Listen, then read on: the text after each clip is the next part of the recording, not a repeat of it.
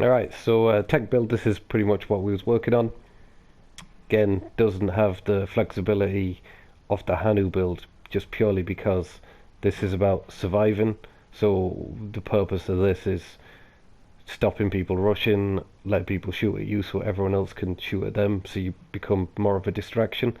Um, still okay at putting people down. I don't have the Lady Death which you have, so that's the difference here. At the minute, I've got a gun on that if I kill someone, it builds my armor back up, just because I don't have the Lady Death yet. So as you'll see, it's pretty close to yours. It's what we talked about. I have 1.8 million armor because I've got a couple of armor rolls. Um, I would say that this turns out to be very good. So I don't know if you have this, but the talent on it is perfect adrenaline rush. So whenever you're in 10 meters of an enemy, you gain 23% bonus armor.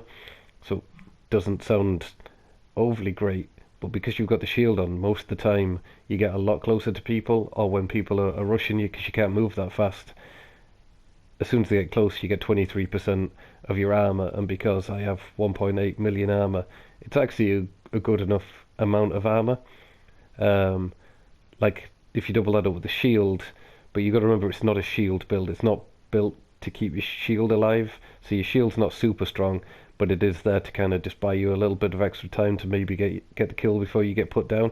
But this really is you're running as more of a distraction that people keep shooting you. Uh, what else do I have here? So I have perfectly unbreakable. So eventually, when my armor does get popped, I get it all back. So I kind of get an extra life. So it's just pure survivability. Again, I'm going to do it on legendary just so you can gauge it. I don't see myself lasting long because I can't put people down quick enough. So it's very much a team build, but it was useful again the other night because when people go down, you have got that little bit of survivability to get over and pick them up. Or while people are shooting you, someone else can go and pick them up. So in that's its use. It's not a case of you're going to go in and single-handedly kill everyone because the damage isn't there. The purpose is you out-survive people. You've got to be a little bit careful because it is easy to get carried away, get caught in the middle of somewhere, lose your shield, and you go down really, really quickly. So there's a definite learning of playstyle. And what I found the other night, which is probably the same with you, is that you still feel squishy, but you're actually not. And then when you try and change back to one of your other builds, it's very hard to gauge how much squishier you are without this build. So I don't know. I think that's probably finding the balance in it. But again, really good. Like I have lots of different variants on this.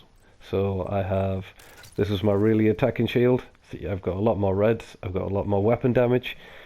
But to be fair, what you gain in weapon damage is not particularly great.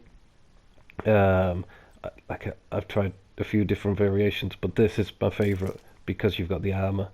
Um, so that's the build, and unfortunately, I am going to have to go there because I'm getting kicked off. But I'll try and do a run through on this later for you. But that's pretty much the bones of the build.